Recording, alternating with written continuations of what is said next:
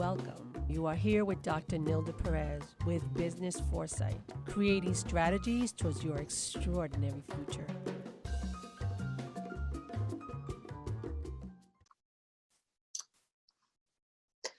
Hello y bienvenidos back to Dr. Nilda Business Foresight Radio. I'm back with two other incredible guests, which I will dedicate the whole hour to because you really want to hear this message. Lisa Miller and Jackie Oberst of VIE Healthcare are bringing great information for small businesses. These two women created a small business that actually competes and wins against much larger companies. So, like I said, we're here. This is Dr. Nilda Radio in Juan 95.7, La Super Latina, and Facebook Live. I want to make you aware that you should be asking questions. If you have questions or you have comments, please post them on Facebook because we're here and we're going to answer your questions. And because there are three of us here, we will be able to do this without any problem. So at some point, somebody will be responding to you. We will make sure that we respond to all of your questions. So I'm totally encouraging that. The other thing I want to say is this is the last week of my contest, but here's what I'm going to do. And I know that I'm going to be killed for this. My marketing director is probably going to kill me, but I really am impressed to do this because I'm so excited about it. And that is my giveaway. So what I'm going to do is for everybody, this is my Christmas present for everybody who signs up today, who goes to Dr. Nilda Perez /contest. I am going to give you that hour. And I don't care who you are, everybody. So before I was going to choose one, but then I was thinking that's going to be kind of hard. It's going to be kind of hard for me to choose one because there's so much value to what I'm bringing. And I know that so many businesses need this. So what I'm going to do is that I'm offering this to everybody who has a business and wants to sign up for this free consultation. We're going to go, we're going to give you some foresight strategies. We're going to show you how, you can add a few innovative things to your business that's going to change the direction that you're going. Is definitely going to, put you in a much better place to be able to grow your business. And then my assistant, Rachel Calderon, is going to she's going to also give you a strategy. It's going to give you a marketing strategy. So I will give you a foresight strategy and she's going to give you a marketing strategy. And I have to tell you, if you really implement these things, you're going to see a difference in your business. I don't care what size your business is. You're going to start seeing a real difference. Okay. So now with no further ado, I'm going to go into the bio because these two women are incredible. So Lisa Miller is the CEO and founder of VIE Healthcare. It's a healthcare operations performance improvement firm. She has been in healthcare for the span of about 27 years, and her successful business and career has included sales management positions with leading international healthcare and medical device manufacturers. Jackie Oberst is the CFO of this company also, and she is the key role player in the development and ongoing success of VIE Healthcare since it began in 1999. She has over 30 years of experience working with healthcare and nonprofit organizations. Her expertise has resulted in many cost savings initiatives. Her notable accomplishments includes $6 million savings and credit for clients as a part of VIE's extensive telecommunication and IT cost initiative. Because that's not enough. Additionally, she developed the VIE Contract Management System. It's a contract database that has helped organizations save in excess of $20 million. So that's what we have here today. So I'm really excited to have them share with you how they've taken this small business and they are fighting, I'm not going to say fighting, they are competing against the big guys and they're just bashing it. They're just winning. So with no further ado, here are Jackie and Lisa. So here with us today are the CEO of VIE Healthcare and the CFO of VIE Healthcare. And I'm really excited. This is going to be a great interview and we are going to just dive into the questions and see where this, there's so much information that you're bringing in. So VIE Healthcare. Healthcare has so many different components, which I've learned from you guys. We always think that healthcare is like the nursing and the doctors and the dental, and VIE Healthcare has so many different components. I want to know from you, what do you do? What do you do in healthcare? Let's start with that question. What do you do? Right. So I think it's important to give a little bit of background on how we started, because it gives some little bit of history. So I started in healthcare in medical sales and hospital sales on the manufacturing side, and working in hospitals and working in marketing, and really had an insider's view of the operations of hospitals. And so prior to starting VIE, I spent 10 years of healthcare. I was inside working within healthcare for 10 years. And Jackie had her own business. She was in an accounting practice. And so when I started VIE, I recognized that there was a need for hospitals to improve their operations, to reduce their costs, improve their finances, and why one hospital will pay one price for an item, and another hospital will pay a dramatically different price. And so there was such disparity in the operations and disparity in the pricing. So I always say that my mother was my first employee, and she came on board and helped in the back end office. Yep. Mm-hmm. So, and then shortly afterwards, Jackie, we incorporated Jackie's accounting and nonprofit expertise into VIE Healthcare.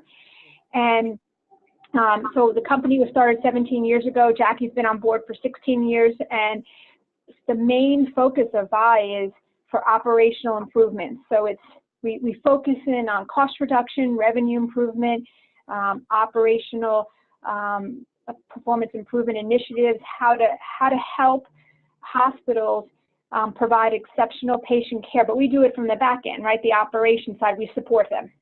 Okay. So Lisa, how did, they say he who provides the solution has the money. So how did you see this as a need? Like I know that you were working, remember years ago, you were working for pharmaceuticals, right? And that medical manufacturing company, works for Stryker Surgical. So it was actually a manufacturer of products. Okay.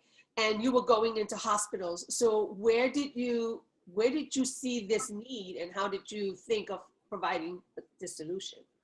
Right. No, it's a great question. And it's a question I get asked a lot, I always talk about frontline innovation, right? And the best way to see opportunities is to be on the front lines, right? And so the fact that I was in hospitals, and particularly I worked in the OR, and I saw the complexity of the OR, so many challenges, and the need for maybe two things: somebody to give an outside perspective, right? To say, listen, I think there are certain things that you could do better, right? So giving an outside perspective. And the second, we'll go back to our core business, which is cost reduction, is being in this atmosphere. I got to see all these products being used, and the OR is the highest revenue for a hospital, but it's also the highest cost for a hospital, because there's just so many implants and supplies. And so I got to see firsthand that there was price disparity, right? Would walk into a hospital in New York City, and something would be priced at $10, let's say a blade or another item, and then walk into a hospital in Westchester County and that same item is $30. Well, why is that? There was no reason. So that burst the idea to say, wow, I think there's something there. So the story goes, I went to one of my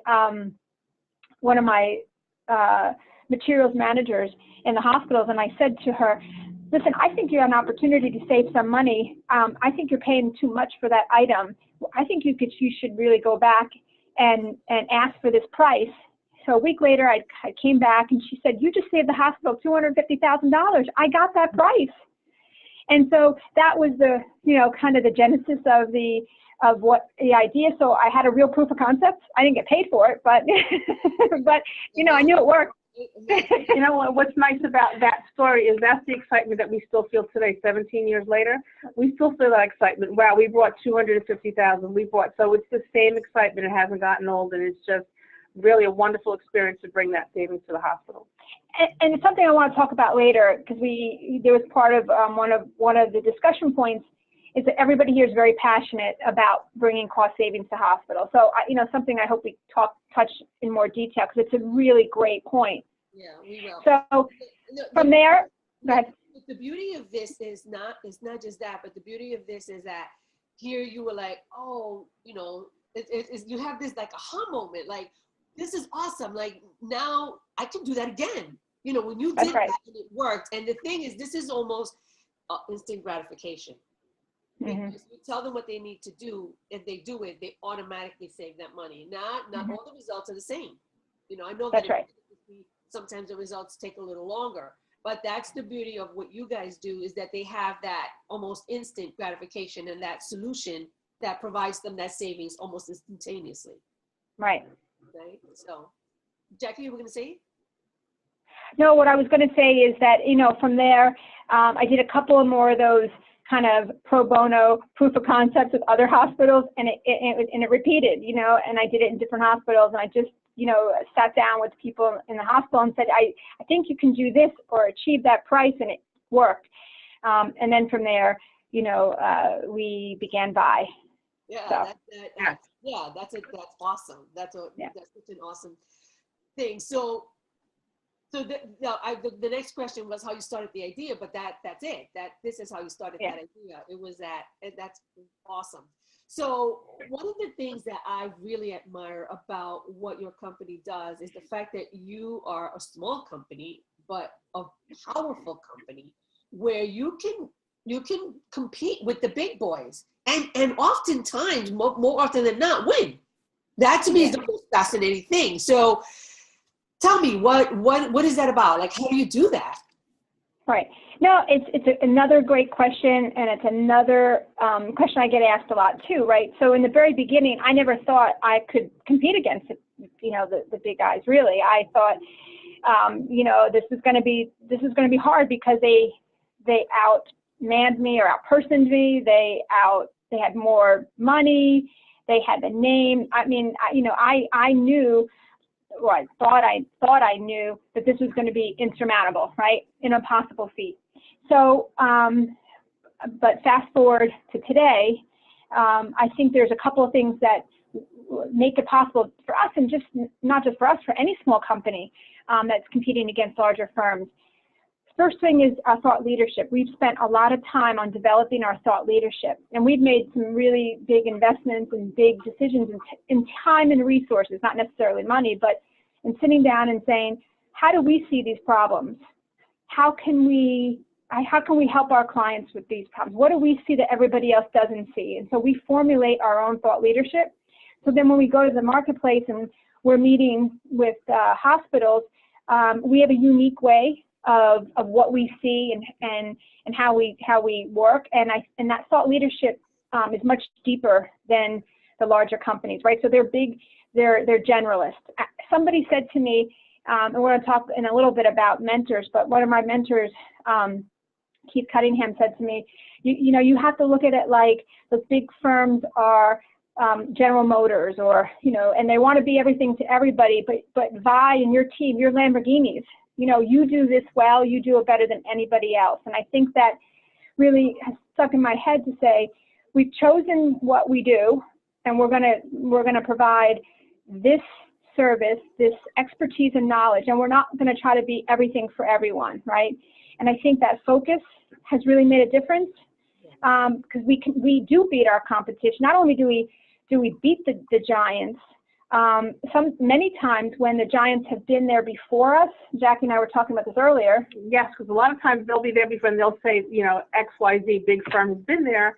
And it turns out, they've given us the opportunity to have that second look. And during that second look, we found significant savings and a deeper dive, because again, our knowledge is our expertise. So we just don't look on the surface. We really look further down, and that's where we find the deep savings that can be sustained, because you really can't sustain anything on the surface. That's just a fix. 1 year they save, but our work really brings them to sustainable savings. So that's another area that we are far more focused. We have our expertise is deeper. We care about our clients that we just don't want to fix the problem, like Jackie said, but we want to give them the tools so that they, essentially don't need us anymore. But that's really what, if you want to be a good consultant or mentor or expert, we want them to be self-sustainable, and we do that.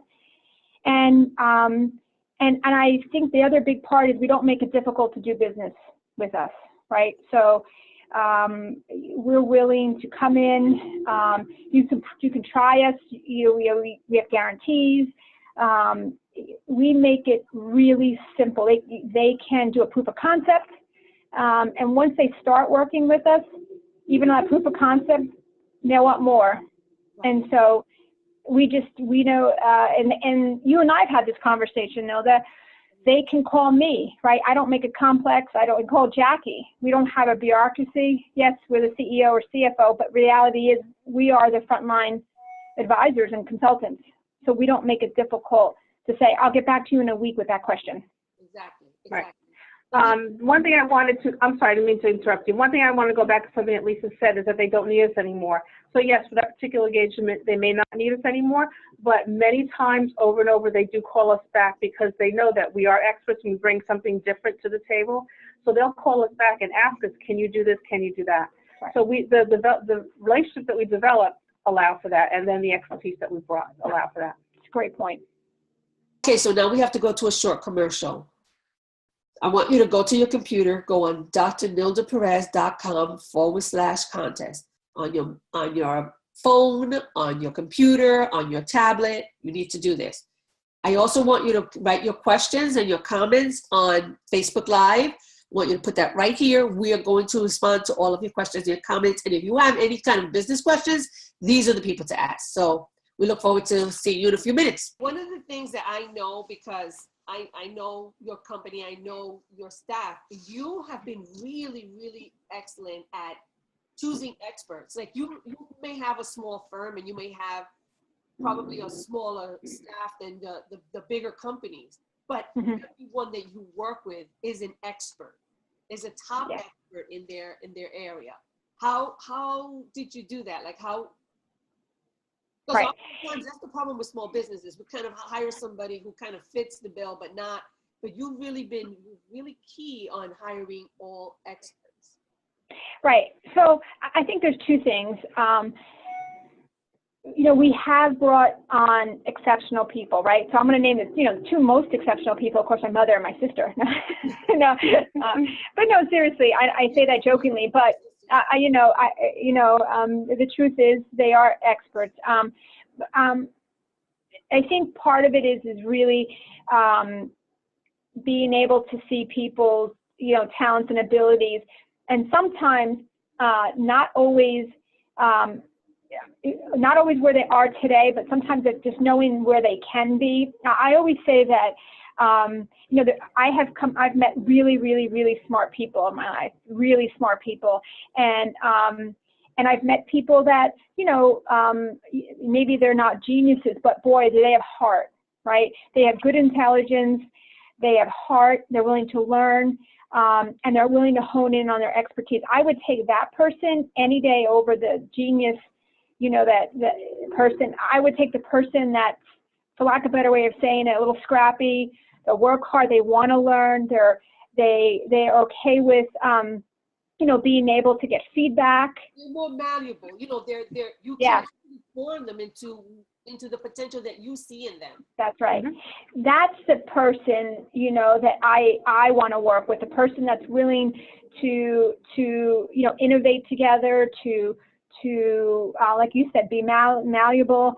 And I think that's what we've done here. And then we've allowed them to learn, go deeper and deeper, to be experts, because you can't necessarily learn what we do. It's a combination of many different skills and learning. But if I get that person that's willing to be able to be expanded, to his heart, who, sometimes we get no a lot, but like you can't, if you're okay hearing no 10 times, because that 11th time is going to be you know, the 10th, 11th time is going to be a yes. And so that's a different person, right? So I pick that person, and then we can get them to be experts, subject matter experts in our field. That makes sense.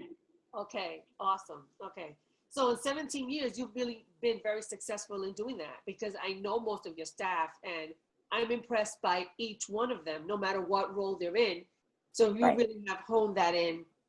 So I want to hear a little bit more from Jackie. Jackie, as CFO, in your expertise, what do you see as in the innovation? What do you see as coming, you know, because I do have, you know, I talk a lot about future and innovation. So what do you see as the coming trends in what you do, in the areas that you work in?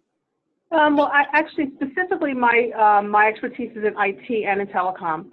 So in telecom, trends, I mean, things change significantly quickly. Hospitals tend to have a tendency to have older technology.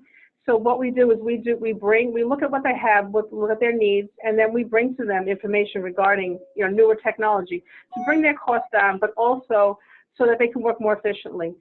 There's new trends in IT, even devices that will help doctors interact with the hospitals. There's a lot of new things that are coming along. We bring that information to the hospital so that they can stay up, you know, with the rest of the industry. Right, and so Jackie's expertise is the IT telecom space and helping hospitals reduce their costs and helping them improve their utilization and helping them get the right technology that they need at the right price. And they're not, you know, they're not, as we call it, over-spec. They're not spending 500 licenses when they really only need 100 licenses. But that work takes a lot of work. It's deep. It's really rolling up your sleeves kind of work. Again, that kind of team member you need that's willing to. Looking for that needle in the haystack. That's right. Right, and my background in accounting really does help with that, because actually, you know, I'm like the office nerd. I will sit and with piles of paper and look at every single thing. But that's my background in accounting, looking at those numbers and details. So that's what, you know, my background helps with this type of engagement. Okay, that's awesome. So one of the things that I know that you guys are really, really super experts at, and that's finding the right mentors. I want to talk about that a little bit, because that's one thing, Lisa, that I've learned from you, and that's finding the right mentors for myself and then becoming that mentor. So That's right. Talk about that. Talk a little bit about that. Yeah, over the course of the company, and particularly now more than ever, which I think people may think, well, you know, after so many years, you're investing more, and actually more now than ever. I absolutely unequivocally know that having mentors, coaches, experts is vital to a business success. There's no question, right? So I personally, and over the number of years, I've done lots of different programs. Currently, the two mentors that I work with, Alan Weiss and Keith Cunningham, and both have given very unique perspectives. You know, Alan with, you know, how we articulate our message and you know, really being that thought leader. And Keith really is just remarkable in, you know, the operations of a business and really making sure we have a culture of accountability. And that's really key. We internally are accountable and what that looks like. And I was on a call with him earlier this week, and he said something that really struck me. He said, Tony Robbins has a quote that says, when the learning stops, so does the progress. When the learning stops, so does the progress. And so I think it no matter where you are in a business life cycle, startup, first year or two, 17 years later, you have to have a mentor or a coach. They need Dr. Nilda Perez. You know, they often say you can't see your own golf swing, right? You know, Tiger has many coaches, and professional athletes have many coaches that, you know, they're physical coach, they have, you know, coaches that look at their swings, and so the more you grow in your profession, you need mentors and coaches. And Nilda, you know, and that's why we love what you're doing so much. And you've even offered expertise to us that has really helped us look at the future and be prepared for the future. And so, you know, people that are listening to the show really need to tap into your expertise. You know, you being a foresight expert, you're able to show them what things that they should be looking for. We tend to only look at today, but the reality is, what's the innovation? What can you infuse into your clients' businesses to help them increase their profits? Right, right. And so, yeah, so mentorship, I know that has been something that I've learned from you over the years, and I've always, ensured that for the areas that I find my weakness. Just last night, I've been doing the 12 days towards Christmas, and my little gift to them is giving them a thought every day. And yesterday I was talking about SWOT, and that's one of the things. If you're not looking at what your strengths and your weaknesses are, and then looking externally, it's so difficult to really be able to progress, because sometimes we get so busy in our businesses that we don't have that, that outside look. And sometimes that outside perspective coming in and showing you, look, these are the things that you need to look at. These are the things that, and depending on wherever that area is. And oftentimes we don't see our own weaknesses, but when we sit with a mentor, we're like, oh, that's where the problem has been all along. So, and the beauty of knowing your weaknesses is the fact that there are people that can help you with that. Great at that. So my next question is, you have 17 years of success. Discuss an important part of your success. Yeah, funny. We're getting a feedback, Nilda. Do you hear that feedback? No, I don't. Okay. Hold on. Are you on the phone? No, I'm not. I'm not. What do you have in front of you right now? Just me. Do you have the, the phone, do you have it logged in? Oh, it's done. It's done? Okay, yep, the feedback's done. Okay, there you go. Back. We're back. It was bad. Okay.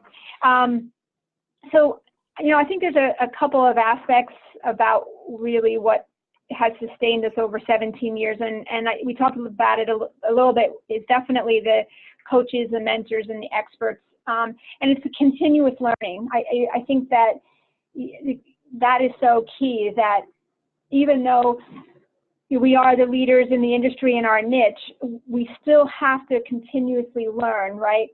Our healthcare industry is changing. Constantly.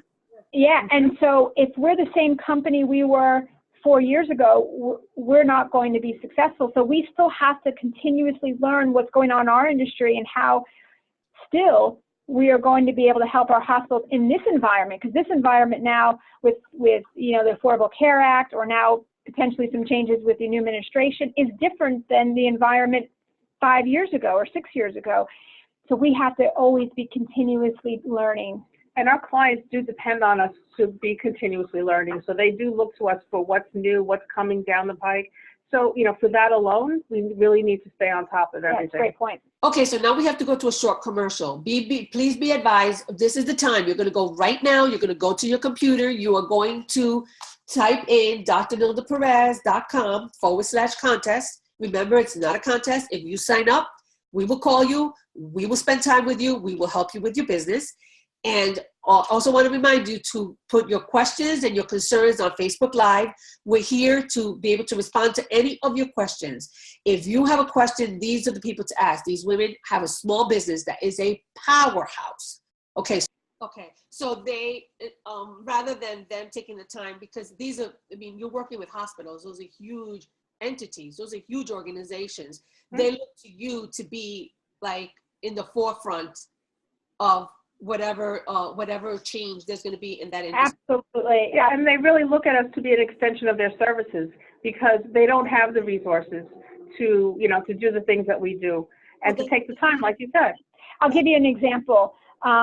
Just recently, there's a new ruling from the Affordable Care Act. It's called a CJR, and without going into all the details of it, it impacts hospitals in a certain area in orthopedics. And so it was an area that we advise a lot of our clients in.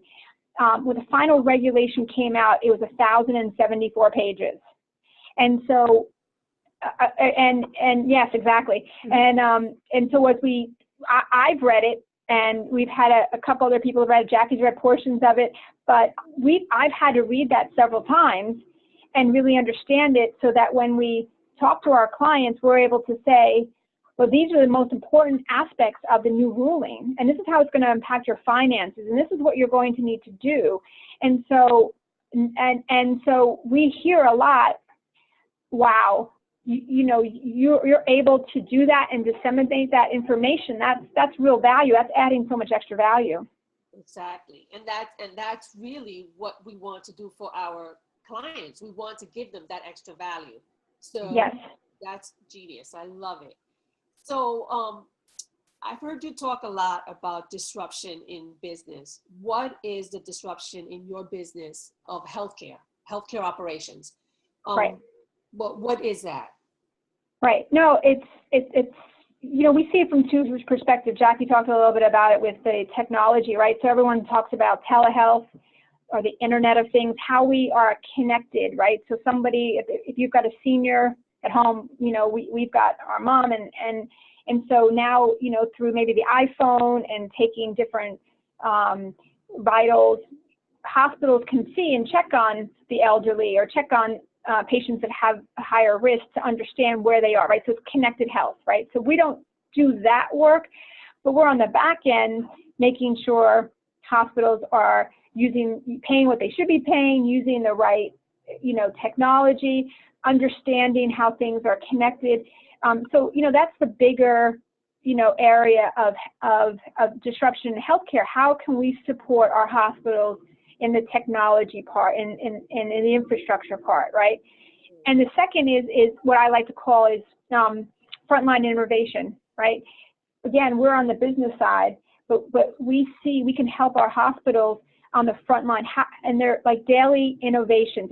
Disruption doesn't always have to be huge, right? I mean, disruptions can be small disruptions. I mean, it can be, it's technology that we offer to help their business processes or manual processes. That could be a huge disruption in helping them do their business operations day to day, right? It's not necessarily like, a droid delivering an Amazon package, right? We think of disruption that way. It doesn't have to be, right. It could be everyday disruptions.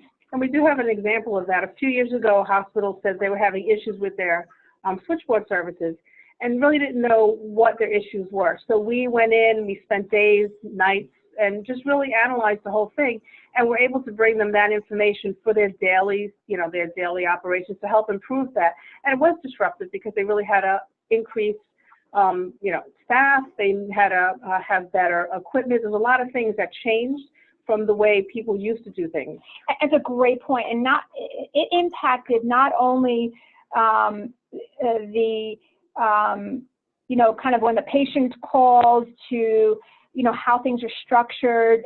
It even impacted, they had a system in place to help with marketing. And so if they were getting their message out to the public, but when the calls were coming in, the operators weren't even directing them to the right place.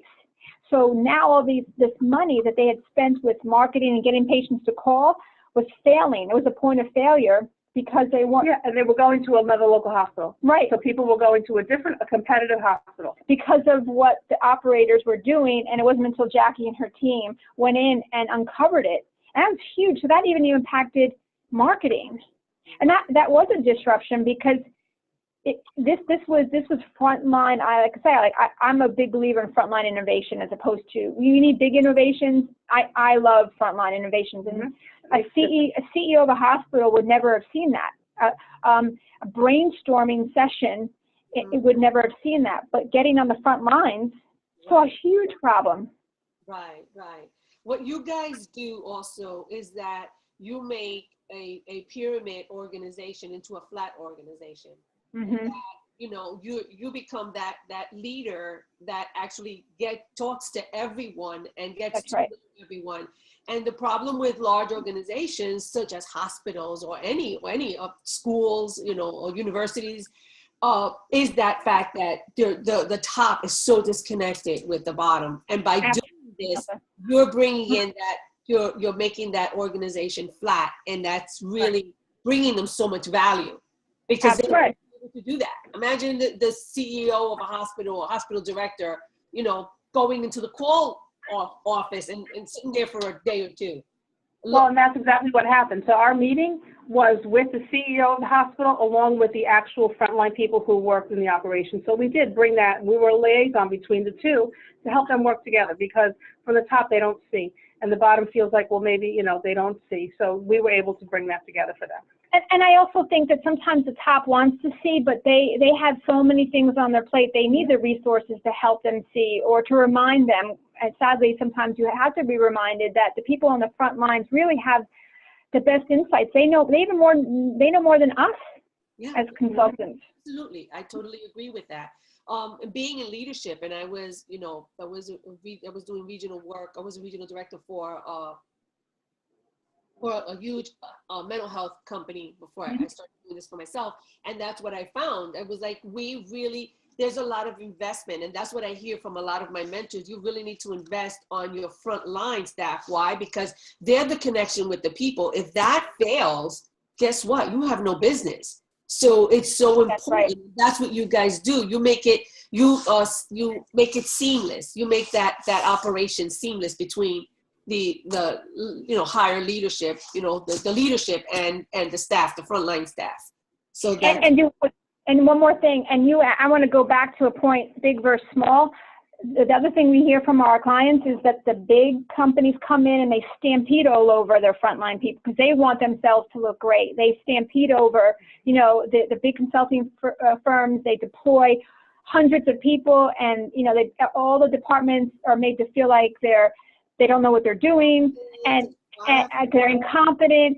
And we do it the reverse. We come in, and our opinion, and it is always our belief. They know more. We're here just to be an extension. We engage, we collaborate, and when department managers are speaking, you know, behind the scenes into the leadership, they say it's just such a different consulting experience because they engage us, they work with us, they don't run over us. And so I think that is a big way small companies can win against big companies, because their own culture will be different. Right, yeah, and that's it. They're more cooperative when they feel like you're there in their best interest, and that's absolutely. I love it. Absolutely. And they feel like their knowledge is valuable. So and it is. And it really is, and that's what I wanted to segue into. We have a program, and Lisa can talk more detail quickly about it, that we engage the frontline staff, and we ask them, what do you think, how do you think you can save money? How do you think we can do things better? And really, some of the better ideas for any organization have come from the front line. And like I said, Lisa can speak to that in more detail. Yeah, and she did a great job. Okay. All right, so I wanted you to talk about a little bit more about healthcare, thought leadership in healthcare. Right. So I'm one of the areas that, again, that has been, I believe, our competitive advantage is that we have really honed in our thought leadership. And I had said earlier to you, the example was reading that 1,074-page new regulation, and so doing. Just so you know, that's more pages, I'm sorry.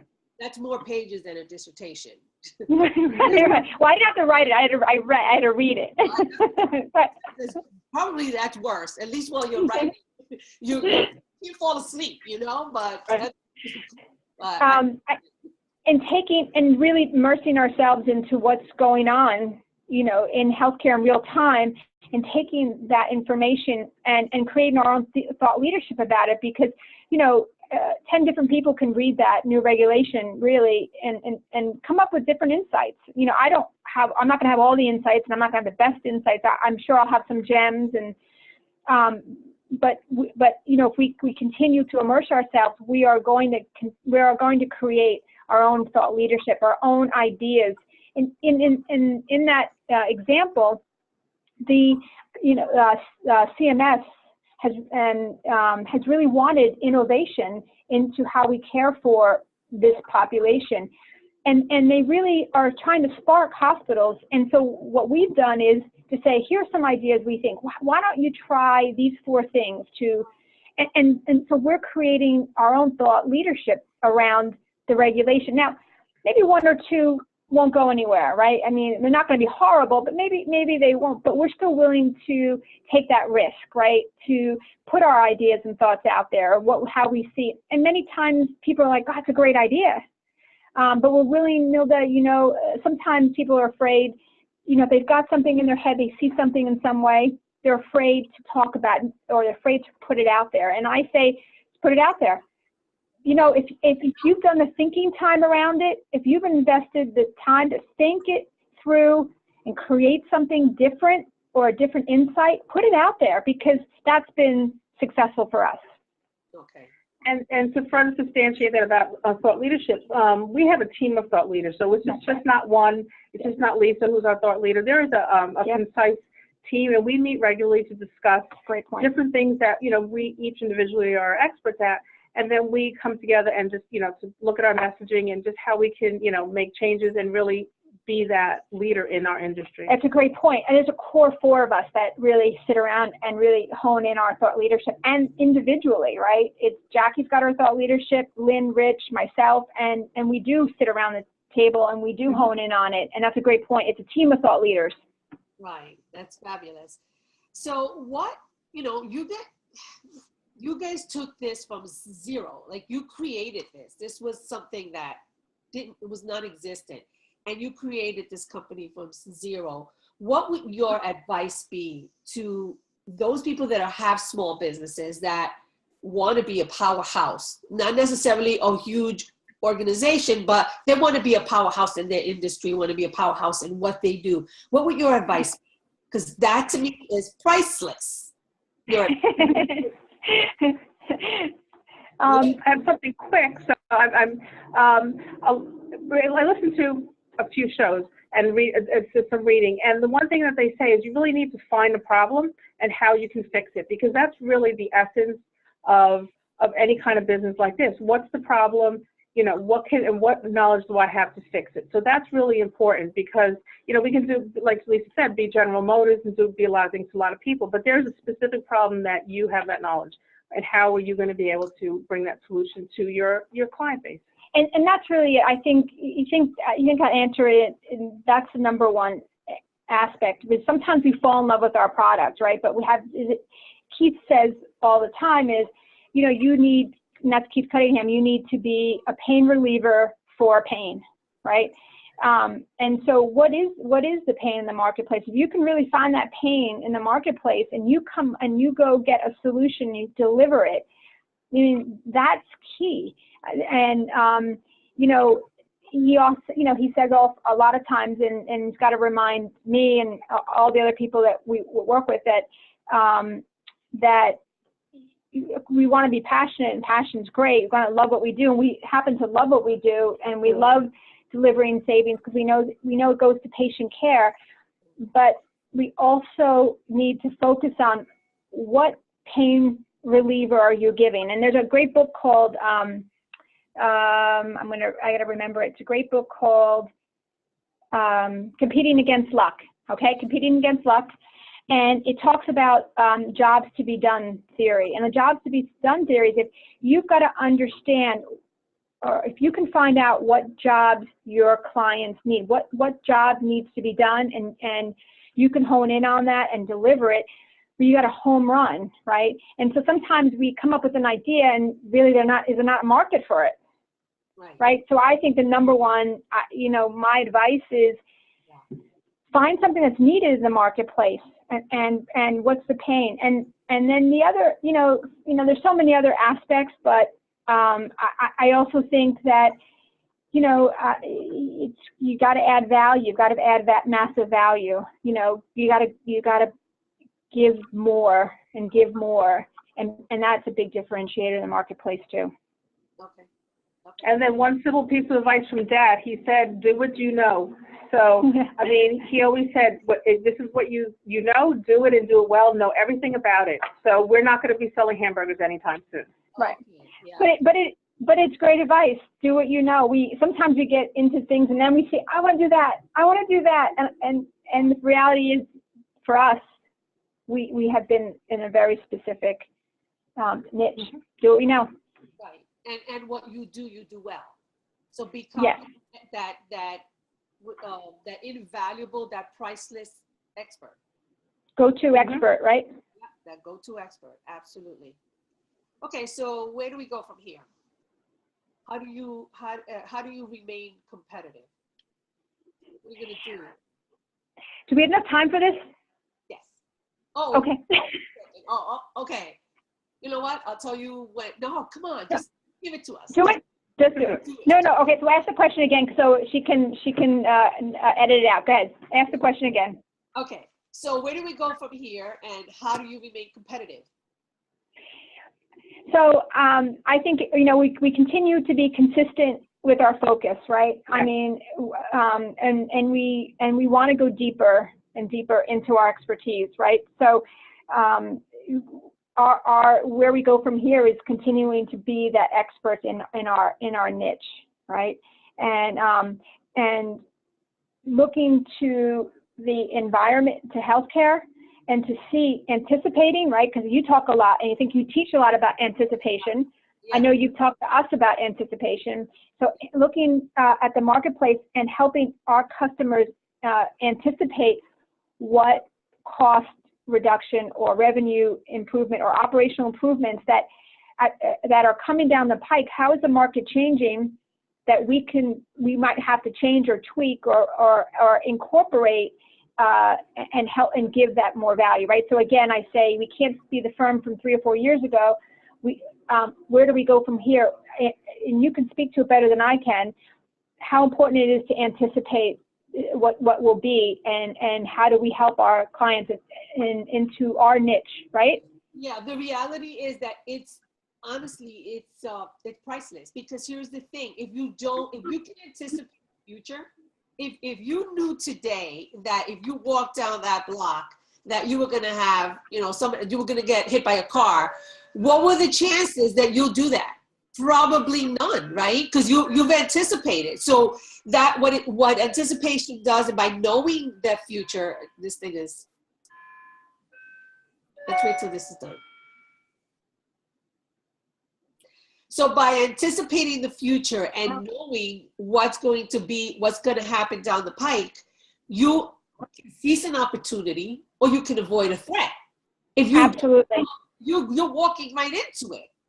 That's like, honestly, you wouldn't think about leaving the house and driving with blindfolds, but that's how a lot of people run their business, because and you make a great point. It's not always about seizing opportunities, but you know what it's about? It's about avoiding a huge problem.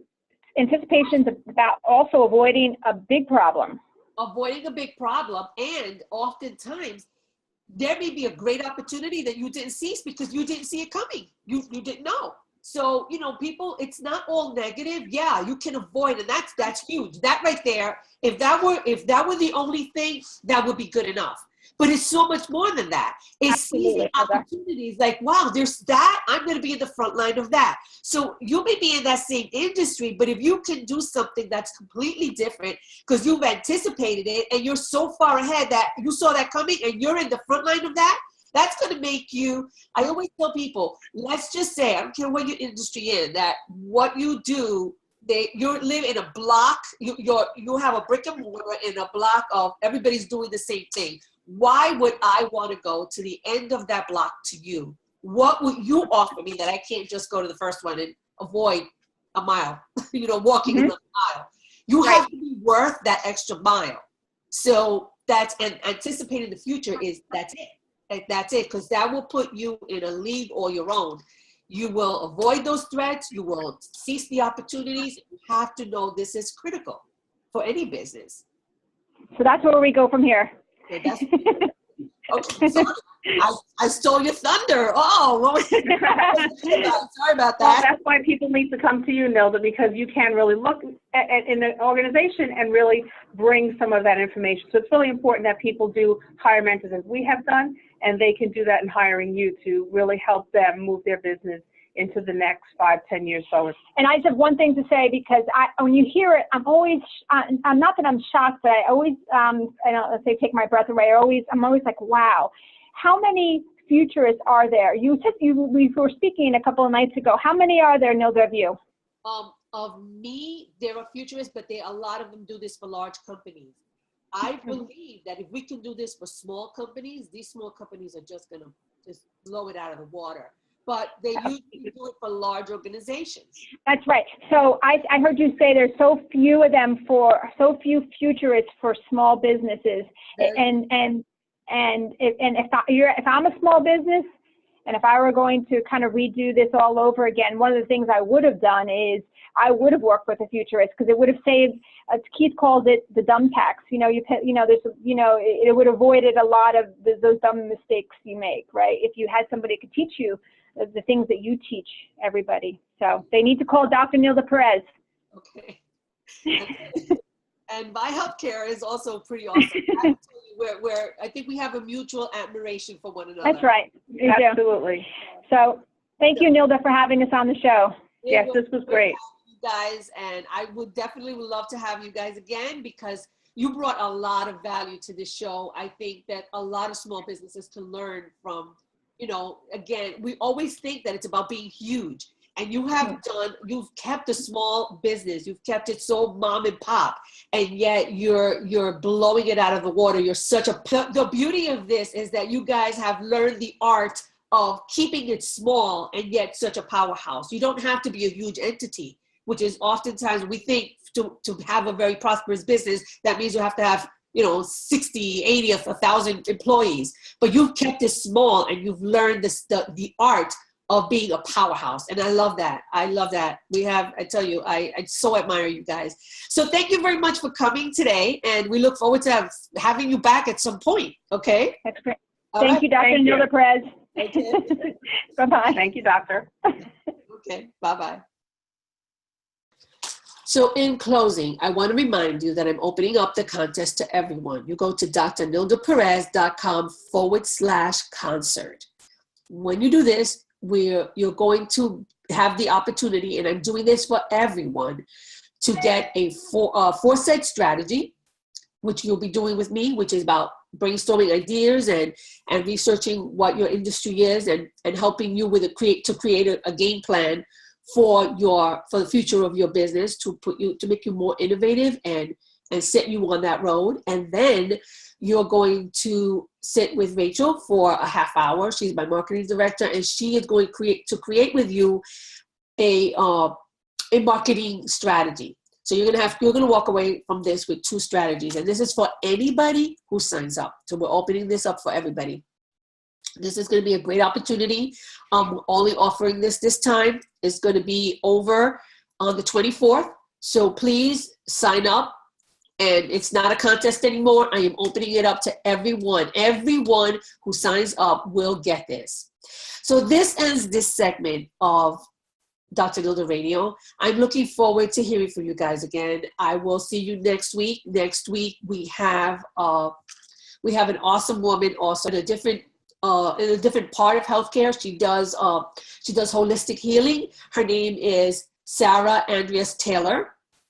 And she's the CEO of Enjoy Fun Living, a phenomenal woman who just will give you a lot of strategies on health and starting out your year good and strong. So we look forward to that. On top of that, we also are going to have different pop-up interviews. We have different people that are lined up that we're going to be doing pop-up interviews in different places. And I think that's going to be a lot of fun, because you're going to get an opportunity to also meet these people who are doing also phenomenal things, and they're from all over the country, because luckily it's Christmas and everybody's traveling and everybody is kind of cross country and everybody's all over the place. So this is a great time, a great opportunity, and all of these are gifts for you. And why I'm doing this is because I know that somebody is going to be able to help you catapult to the next level. One of these interviews is just going to touch you, and you're going to say, you know what, I'm ready to take the next step. And that's what we're here for. We're here to help you take that next step. So again, I look forward to seeing you next week with Sarah Andreas Taylor.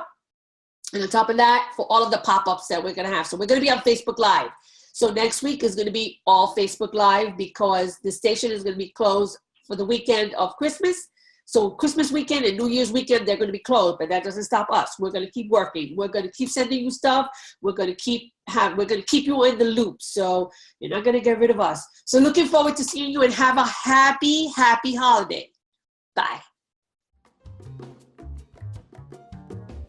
Welcome. You are here with Dr. Nilda Perez with Business Foresight, creating strategies towards your extraordinary future.